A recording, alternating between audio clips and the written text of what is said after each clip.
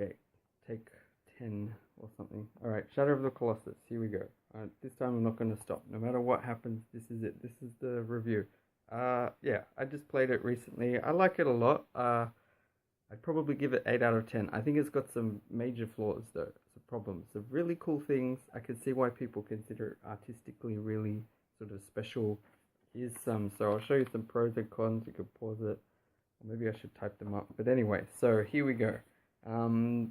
Let's see. I want to do like a brief summary. I think, what did I write? So the visuals are really good. The place, the monsters, I think are really cool, really majestic and stuff. And the concept is simple and really cool. But then there's parts of the story that I think are really flawed or confusing or dodgy. And then it was so frustrating at times. I was swearing a lot. This happens with lots of games. There were some moments where I was like really impressed, especially considering how old it is, or that it's for a PlayStation 2 originally. It's very impressive. And yeah, some of the camera and yeah, just some of the controls were not very well designed, which affected it. So okay, so let's start with the story. I think there's a problem. There was sort of four things, or we'll see how we go. So number one, bringing someone back from the dead. I just think that ties into people's ideas about, like I'm all for fantasy. I like that kind of anything's possible, but there's something deeply messed up about trying to bring someone back to life. I think it means you're not accepting death. Death is a natural part of life. It's a part of it. It almost disrespects life to bring someone back from the dead. And it's a bit like in movies with time travel. As soon as you open that can of worms or whatever, where do you draw the line?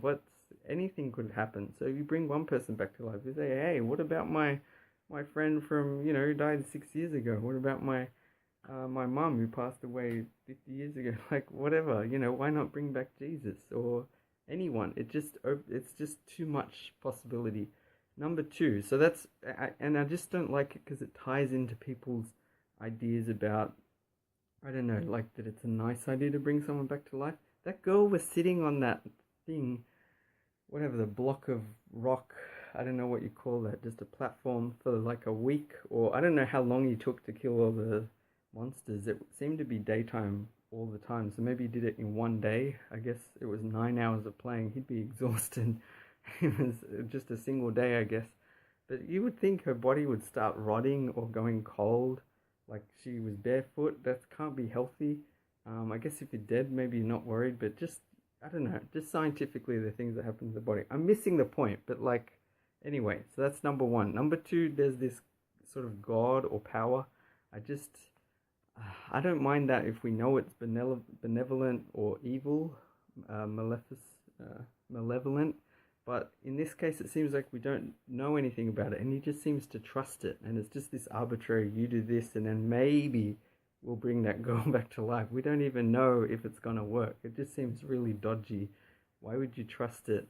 And again, it ties into people's idea that there's this God, that can do things. I just think it's dodgy. How did he get his power? I think it's Dormir or something, you find out is the name. How did he get his power? Why does he have power? Why can't I become a god? Is it a god or just a powerful sorcerer? Or I don't know. Doesn't make sense. Okay, anyway, the other thing is you go around killing these giant things and they look so amazing and beautiful and like not harming anyone. They're in a natural environment. They're unique. That's the whole part of the selling point of the game, is how grand and impressive the colossi are, and then you just kill them. Like, it just seems highly dodgy. Like, who are they? Why are we killing them? Since when are they evil? And why does it make that thing explode? I know some of this might be answered. Some people might be clearly explained in the game, but anyway. Okay, so I think I'll move on. I'll come back to the ending because I think I did understand a bit more, but I didn't really like it. Okay, so let's maybe go into the positives. The visuals I think are awesome. The world itself is really nice to look at and creative. It has a consistent look and really interesting places. I actually think a slight flaw is that it's almost too big because we don't really get to explore it that much. We just sort of go straight to where the Colossus is. I mean, I guess you can explore if you want, but there's nothing specific to find. But having said that, I think it works as a really nice backdrop. But that's why I think having it a little bit smaller might have actually been better. I prefer the idea of getting to know an area, going through the same area a few times and maybe noticing different things, maybe having it nighttime or daytime or winter or autumn in the same location. I think that would be really interesting rather than just this big place. It's always the same weather or temperature. Nice different areas, but you sort of visit each of them once. It's not a major flaw. It's just a misconception, I think, where people think bigger is better, and sometimes it spreads things out more. And other than a couple of bridges, I never passed the same path twice, basically, is what I felt like. So I didn't get to know it that well, but it is a really nice place. And then the monsters themselves, the Colossi or Colossuses, whatever, look really cool. And I have a lot of respect for that. The people that put all that detail in and actually design it, and they're kind of organic, but then they've also got sort of rock parts, and then there's hair. There's again, like a really consistent look. It reminds me of like ancient Mayan or Incan civilizations, that sort of thing. But I guess it's also original. It's unique. I can't think of like another game and it's a rip off of that. It's very consistent. One other little thing that bugged me is that there's these little icons of the heads once you kill them, but I didn't recognize any of them. I would have liked more of a clear, like a symbol where you can tell, that was that colossi that I defeated, called Colossus, and it didn't have a clear, and those statues, I couldn't recognize any of them. They looked too bland to connect to a specific Colossus, so that part was arbitrary. It would have been nice if you could look at it and it had a distinctive face or shape or structure. But anyway, the colossi themselves were really cool, and it was clear some of them were based on, like, say, a dog or a horse or a turtle or other weird flying things, like a vulture or something. But anyway, yeah, very cool. And yeah, in addition, I kind of like the minimalism. Minimalism, I think, is a double-edged thing. It sometimes gets associated with art. People think anything that's minimal is artistic, when really it just means you're not having anything else. It doesn't make it artistic. You still have to have some art. You still have to have something good. But in this case, I think it works. I like the simple concept, but calling it a great game, to me, it sort of insults movies that have an actual storyline, like, for example, Final Fantasy VI comes to mind, or Chrono Trigger, where you have a lot of character development and a lot of really meaningful moments, and they're just far more epic. Even though they're much older, the graphics are much simpler, the game covers such a more vast, like, time period, and even the maps might be technically much smaller, but it still feels a lot bigger. So in that sense, Shadow of the Colossus is nowhere near being a great game. That's ridiculous. It's too short a game. It might be nice. I respect it a lot. I understand why people think of it as being artistic, but it's not. It doesn't have a story. The story is way too basic. But I actually do like that, not having too much explained. You don't need lots of exposition, lots of annoying characters. But that's the thing. Having no characters is better than bad ones, but having good characters is even better than having none. So I hope that makes sense. I just think sometimes minimalism is overrated and instantly people think it's artistic. Okay, next thing, some negative things. The controls were very frustrating and not consistent, especially, for example, the horse. The number of times I stood next to that horse, I don't like the name Aggro, because in Australia that means angry, and there was a character called Aggro. I guess Aggro is alright, but it makes him sound angry, and it doesn't seem like an angry horse. It seems like a really cool horse. I like to think of him as a male horse. I don't know what difference it makes, but I kept, whenever he came up, I would say, who's a good little horse? I don't know. Why am I saying that? Whatever. He was just so cute, so fun to anyway, but when I stood next to him, then my character would jump up in the air, and it was so frustrating, just wanting to get on. And that's bad design. It should register. If you're near the horse, why would I press triangle? What am I gonna? There's no ledges. There's no, thing to jump across. Why would I press triangle? And he just jumps up in the air, and it's so annoying. It also has one of my pet peeves, which is that with the number of buttons on a PlayStation controller, most of them don't do anything, or at least nothing useful. Like R2 I never really used, L2 I don't really use, L1 I think I used a bit to focus on the monster. Up and down I don't think really do anything, nothing useful anyway. And X I think was just to make the horse go. That was also, the horse could have been more intuitive. When I got on him, I tried pressing forward on the left and he just didn't move, and I just didn't, it took me a while to figure out pressing X makes him go. And it wasn't clear cut. Was he at full speed yet or not? I couldn't tell anyway, so that was frustrating. And yeah, just some of the controls, it wasn't clear what you could do and what you couldn't do. There were a few times I held R1 to bend down thinking, does that make me go faster? And, you know, sure, some games might have too much tutorial, but this game could have used some basic things along the way showing you this is how you start up the horse, this is how you stand up on the horse, and this is, and then you learn when it might be useful, right, in the game. But it became just like, it doesn't explain that stuff. I have to look up online how to control it. I didn't know how to make him suddenly stop, so it was so frustrating in trying to get him to stop. It's not intuitive at all, so that's poor design.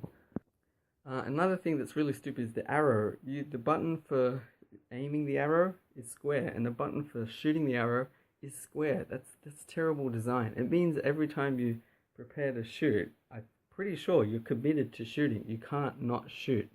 At least I don't know how to. In most shooting games, it's L1 to aim, R1 to shoot, or something like that. Imagine if it was, you know, the R1 to aim and R1 to shoot. Then you'd aim your big rocket launcher thing and then realize you want to get back into cover, and it would have to shoot. You have no choice. That's what it felt like with this arrow. The other thing is, if you got camera, if I twisted the camera to face an enemy and I thought, okay, let's go to the arrow, I want to shoot, it then would swing the camera to where the character was facing. That was so frustrating. That's a counterintuitive thing. The aim should go to where the camera is pointing. Again, I think this is something that's improved over time, so it's a relic of PlayStation 2 games.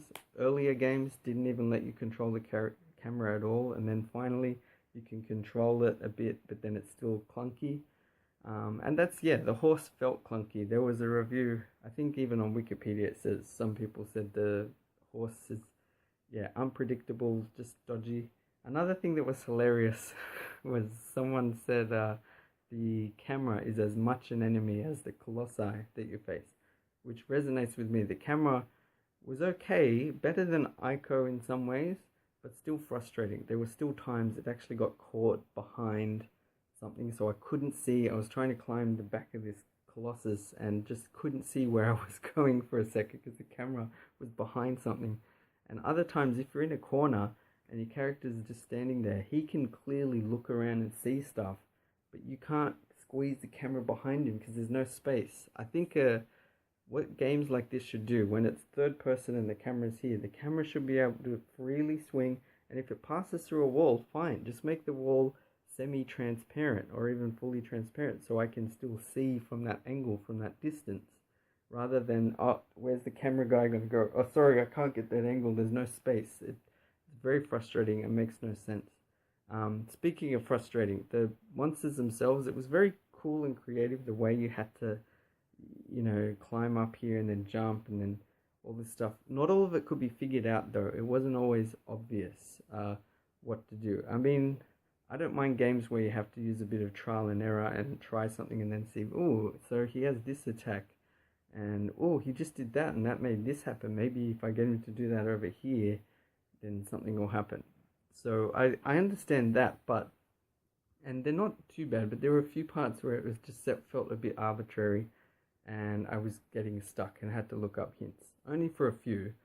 So it was very satisfying, the ones that I managed to kill with no hints, but then, yeah, also in terms of frustrating, the shaking. I couldn't stand how much things would shake, and then they'd sort of come to a stop, and then they'd walk, and then you'd move around and have to hold on, and then you'd finally get a chance and then get thrown. And I didn't take a long time. I was trying to be pretty quick about, you know, and it just felt not like skill, but more like just patience. Like you just have to wait and wait and wait, and just luck get lucky that there's a gap and that you happen to find it. I think it could have been more skill based. There could have been more of a randomness to when they shake, and there could have been a little indicator, something that indicates they're about to shake, and then you have to quickly hold on.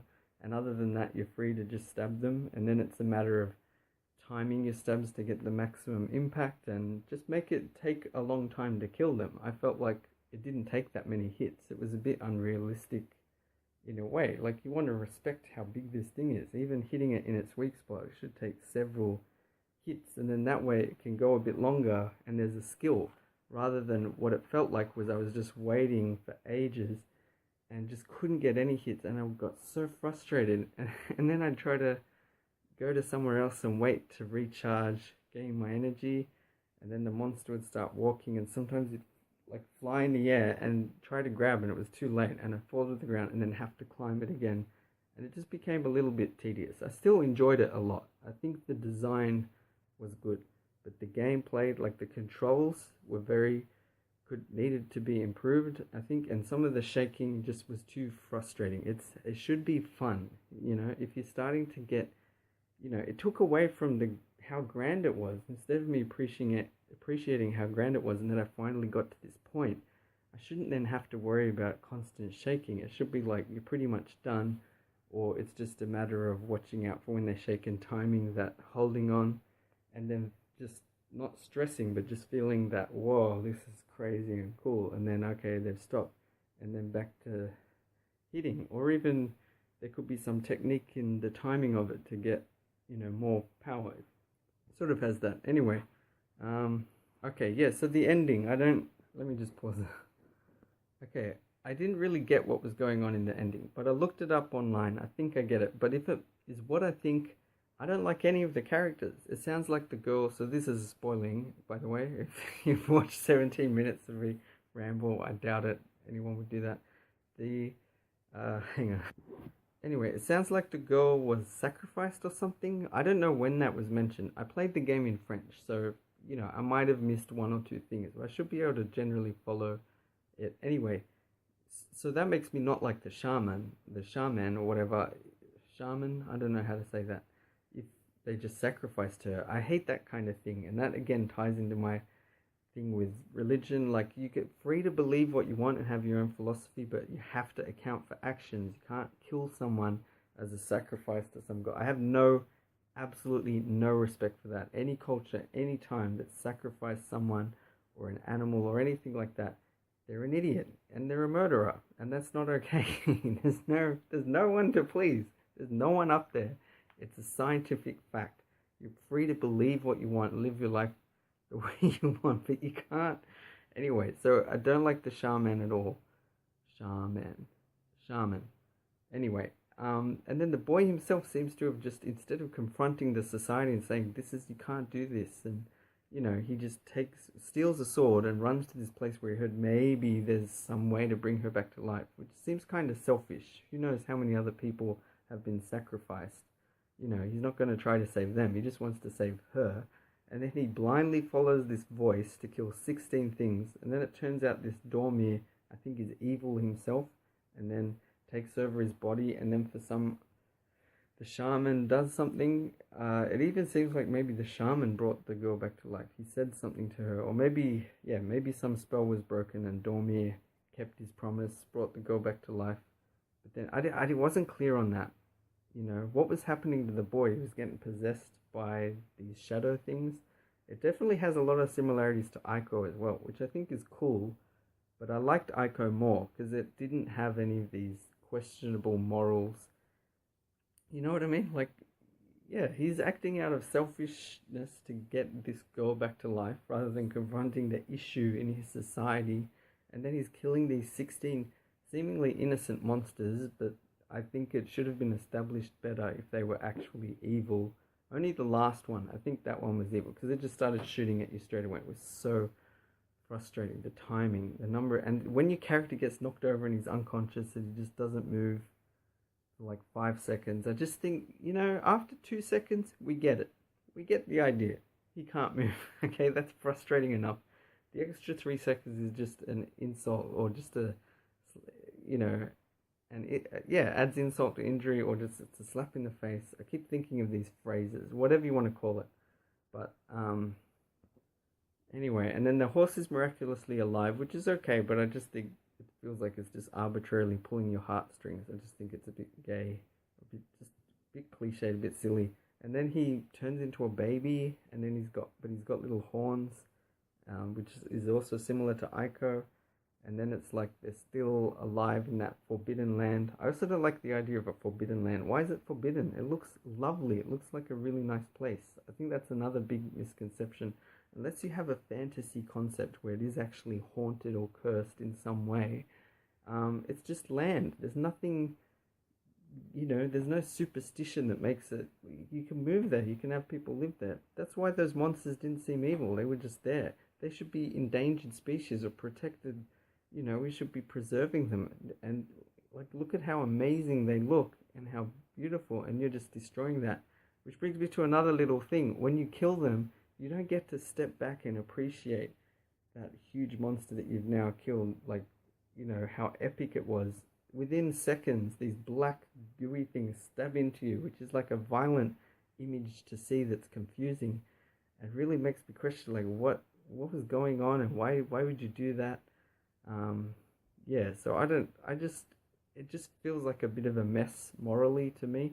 Most characters I just don't like. I like to interpret it more as the boy was good and he was a hero, and then the shaman seems a bit like a jerk, and then who's Dormy? Is he evil? So why would you blindly follow the instructions of someone just to bring someone back to life? So it all seems really flawed. I wish that stuff was taken out. That's the irony to me. It's minimal, but then those story parts that are there really annoy me. I really don't like them at all. So it's kind of it's kind of bad. It would have been better with just at the end they all die, and then the girl opens her eyes, and then that's it. Credits. Nothing else. We don't need to know any other backstory. It's just a beautiful tale of this strange fantasy land where you kill these. The only other thing you would need is establish that they're evil, that those 16 things are somehow inherently evil or contain spirits of people that did awful things, and then we feel justified, or that they're a threat to people, all right? Then there's a reason to kill them, and then we're excited when the girl comes back to life. And then there's always the possibility of a sequel, or you can use your imagination that she's really significant in some way. Anyway, alright, I didn't think this would go that long. Hopefully it's a reasonable quality review. Thanks for watching. 8 out of 10, but a lot of flaws. I'm just seeing if I missed anything else. Oh yeah, one other thing is the dead ends. When you're exploring, there were times trying to find a Colossus, and then I would go around, and just, there were so many dead ends or places where you couldn't get in, so I had to find the entrance and then go through, and then still was confused. I guess I have to get off my horse and go around here. Oh, here I can climb. It just felt like it could have been a little easier, a little bit more fun, again, rather than feeling like I'm stuck. Where do I go? I want to progress. But alright, bye. Thanks for watching.